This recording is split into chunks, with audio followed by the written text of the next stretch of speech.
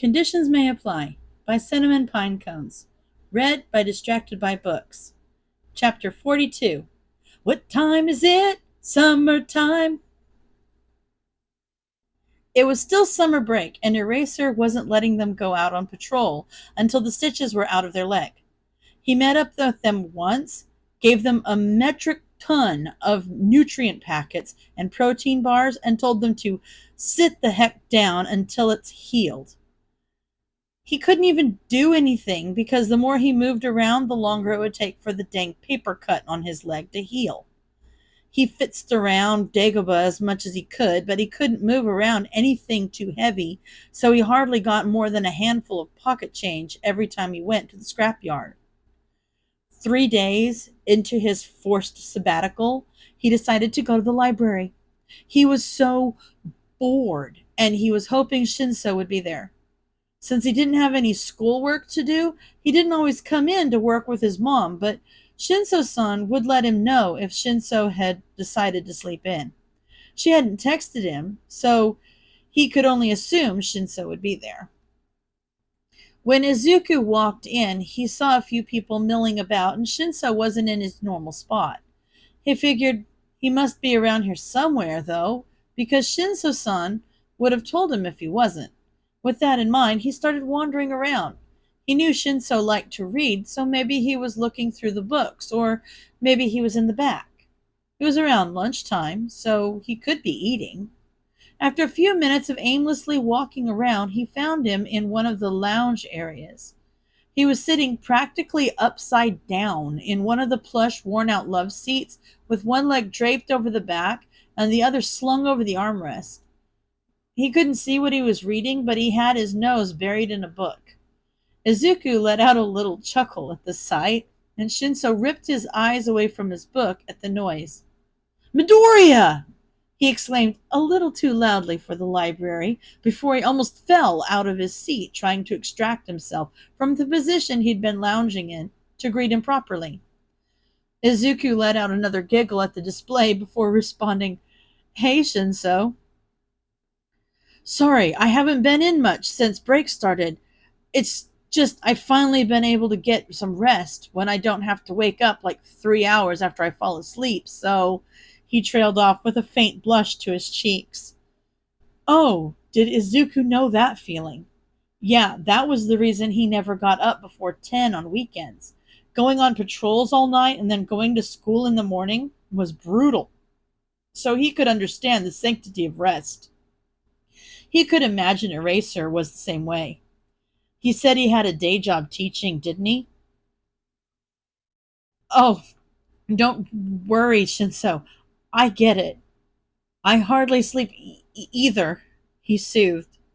Yeah, I figured, he replied as he pulled at the bags under his eyes that mirrored Izuku's own. He scoffed and batted his hand away as Shinso gestured to said matching bags to drive the point home. Have you been able to catch up on Z's over the break? He asked. Ha! Sleep? No, Izuku had been spending every second he could rooting around the beach trying to build up the funds to feed himself. Sure, maybe he was getting a few more hours of sleep, but it definitely didn't feel like it. He was more exhausted than ever, and now that Eraser had benched him for a few days, he was going absolutely out of his mind. He'd been lying in his nest trying to sleep, but his mind would wander to Uptown, and his restless limbs would shout at him for all the running around he wasn't doing. No, it was safe to say Izuku had not been catching up on his Z's over the break. Ha! No, not at all. I've been trying to, but nope, he said, popping the P at the end for dramatic effect. They spent some time catching up and laughing over nothing and everything before Shinso-san came out from the stacks and greeted him. Hey, Midoriya, she said with a smile. Did you want to come over for dinner tonight? I'm making katsudon again, she sang in a tone that you would use to lure in a cat with a treat. Shinso and his mom both laughed at him, and he would have been grumpy about it, But the thought alone had his mouth watering, so he just laughed along. Yes, Shinso-san, that would be lovely. Thank you, he repeated with a small bow of his head. You two should get out. Break is almost over, and you haven't done anything but sleep, Toshi, she admonished. Shinso shot her a half-hearted glare at that. Why don't you go to the beach, she offered. You can walk from here, and it's a nice day to swim. We don't even have our trunks, Mom, Shinso argued. Oh, there's always sales on that type of stuff at the end of the summer. I'll give you guys some money and you can pick up the things you'll need.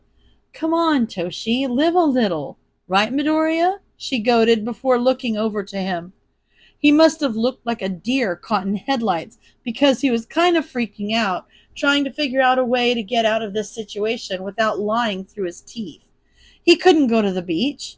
He still had stitches in his leg, not to mention scars lining most of his body that he very much did not have a cover story for. Thankfully, Shinso-san bailed him out herself. Or maybe you could go to the arcade. That's not too far a walk from here either, she offered. Shinso looked over at him with a raised brow, wordlessly asking what he thought about that plan.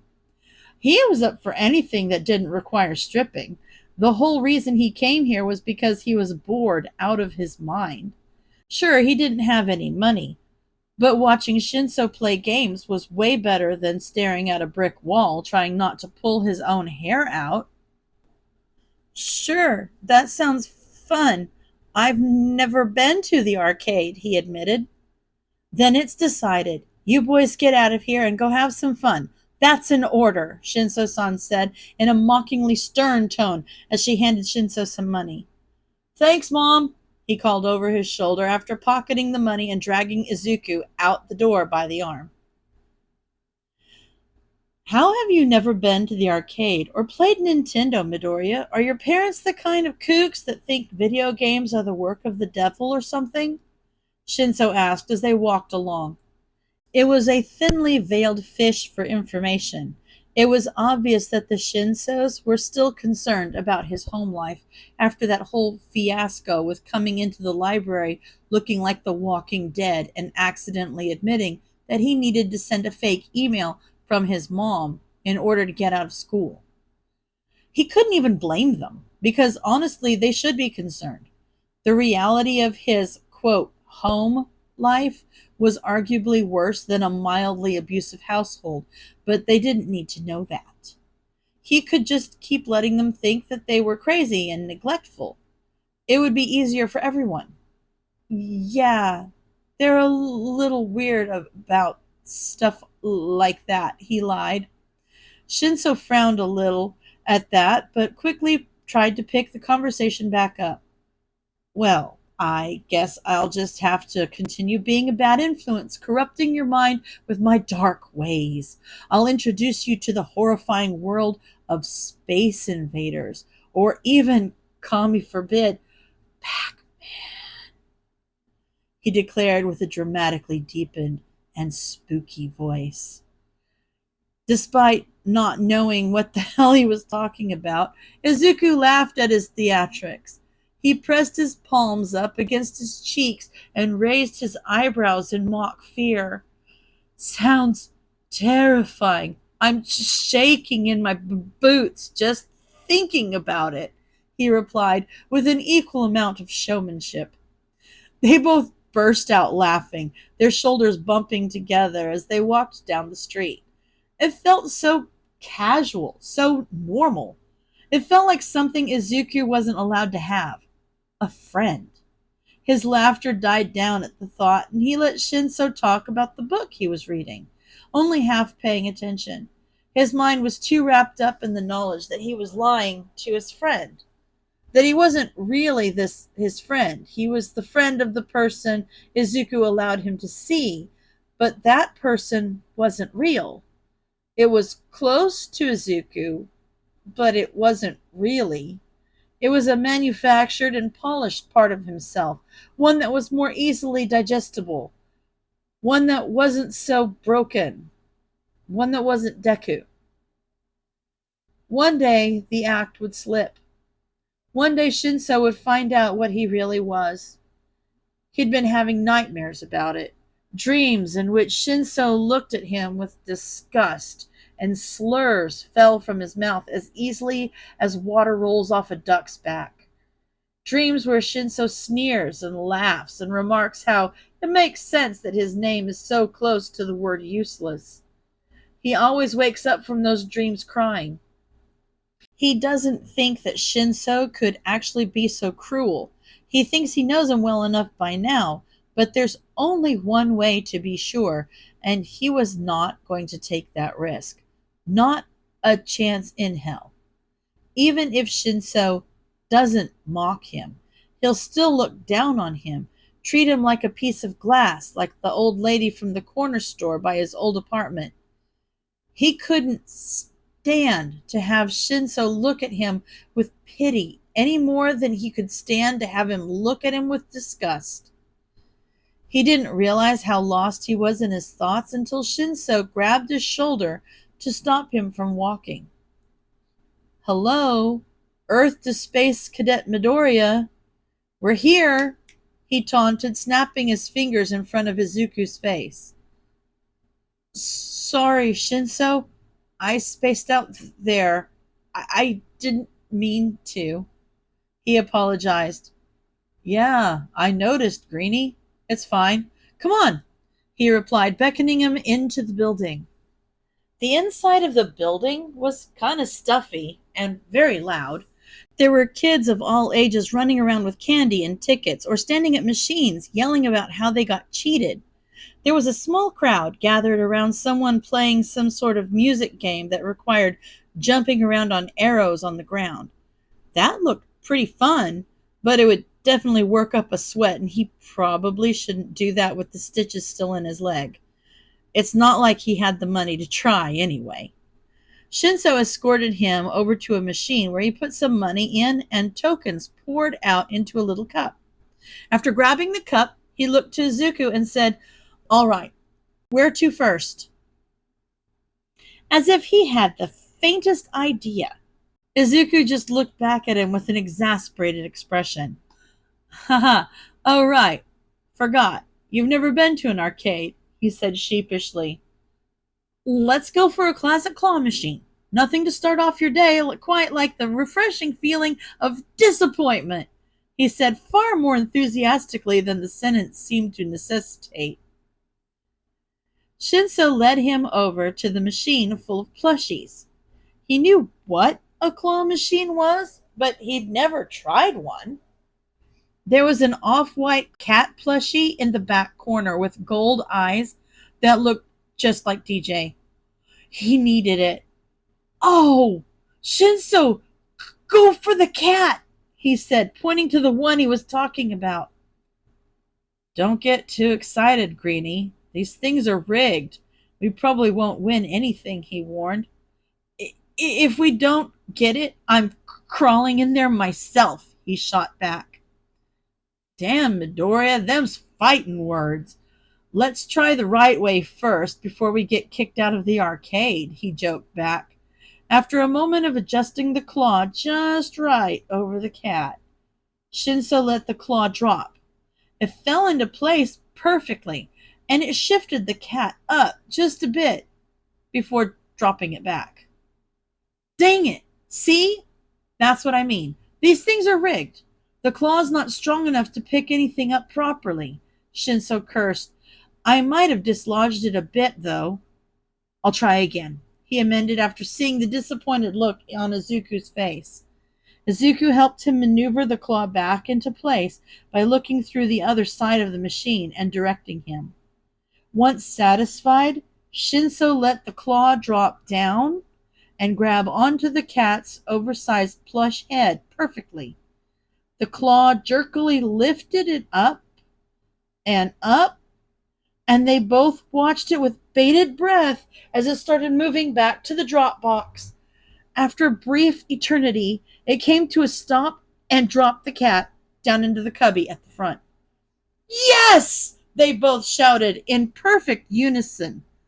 Shinso opened the little door and grabbed the toy from inside and handed it to Izuku. With stars in his eyes, he whispered, "She's perfect."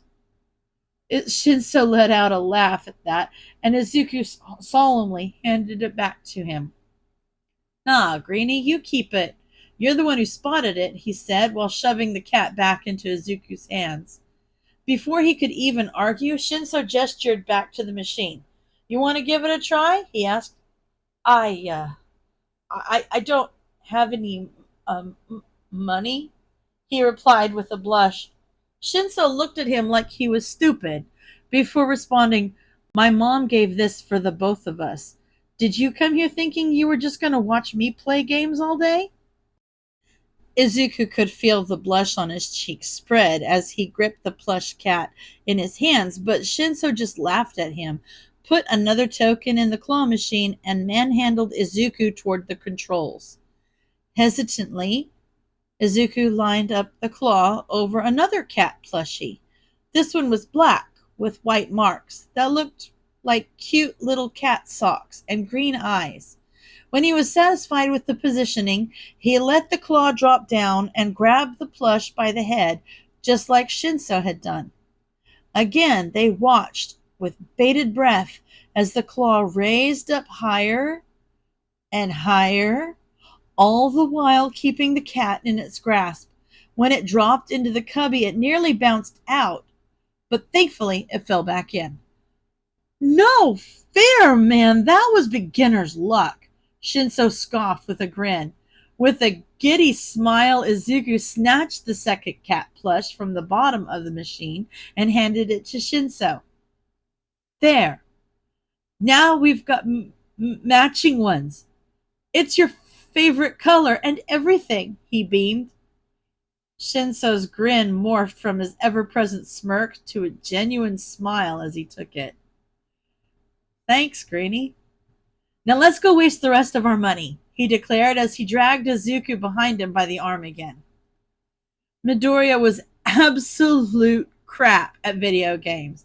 It was almost sad, but Hitoshi still laughed at him anyway. They walked around giving most games they saw a try. Midoriya would go first and fail epically. Then Hitoshi would take over and make fun of him while failing marginally less so. They weren't getting many tickets, but they were still having fun. Or at least Hitoshi was, up until they heard some kid yelling at a game on the other side of the arcade. Hitoshi ignored it because their voice just drowned in the cacophony of other kids yelling at rigged games. But Midoriya's face, drained of all its color, and the smile that had graced his features all day, fell as he grabbed onto Hitoshi's arm instinctively. When he looked up to see what was going on, Midoriya was staring over to the other side of the arcade where the shouting had come from, and he looked terrified. He heard the game over sound come from the machine in front of him, but he paid it no mind. "Midoriya, what's wrong?" he asked cautiously. Midoriya didn't answer. He just kept looking over in the direction of the kid and started backing away. "Midoriya, do you know that kid?" He tried again. He just stuttered out some incomprehensible response. So Hitoshi just gathered up the tokens, tickets, and plush cat that were sitting on the game and let Midoriya drag him away. Hitoshi guided them toward the door and away from the other kid. On the way out, he wordlessly stuffed the rest of their tokens and tickets into a random little kid's hands, and he didn't even stick around to see her look at him like he'd personally just hung the stars in the sky for her. Once they were outside, he dragged Midoriya around the corner and tried to force him to sit down, but he wasn't having it. He looked around at every single person passing by before he pulled the both of them into an alleyway and walked so fast that despite his longer legs, Hitoshi was practically running behind him. They kept making seemingly random turns into different side streets, and if he wasn't confident that he could find his way back if they got to a major street, he would have stopped them because he was thoroughly lost at this point. When they finally emerged on a road he recognized, he was surprised to find that they were right across the street from the library. How the hell did they get here so quickly? Hitoshi mentally added keeps a mental map of all of Mustafu's back streets to the list of weird shit Midoriya was capable of. Once they came to a stop, Midoriya dropped his arm like it burned him. Sorry, that was stupid. Hitoshi cut him off. Midoriya, it's okay. We were almost out of tokens anyway, and we probably made that little girl's whole week. He tried to soothe, but Midoriya just looked at him with confusion. Oh, I gave our tokens to some little kid before we left, he explained. His panic seemed to ease for a moment as he smiled at that, but his expression quickly dropped as he started chewing at his lip. His gaze was steadfastly aimed at his shoes, and he looked very uncomfortable, or like he was trying to think of a way to explain his actions. Midoriya, it's really okay. You don't have to explain yourself. I get it. Or at least I think I do.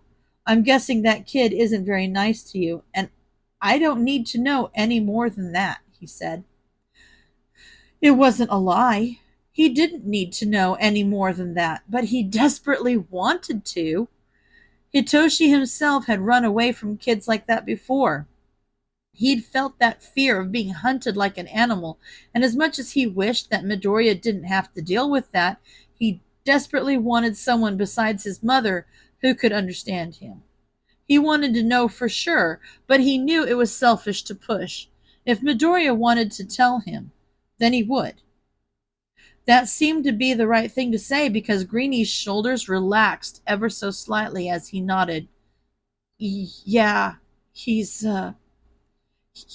not very nice, he agreed, and left it at that.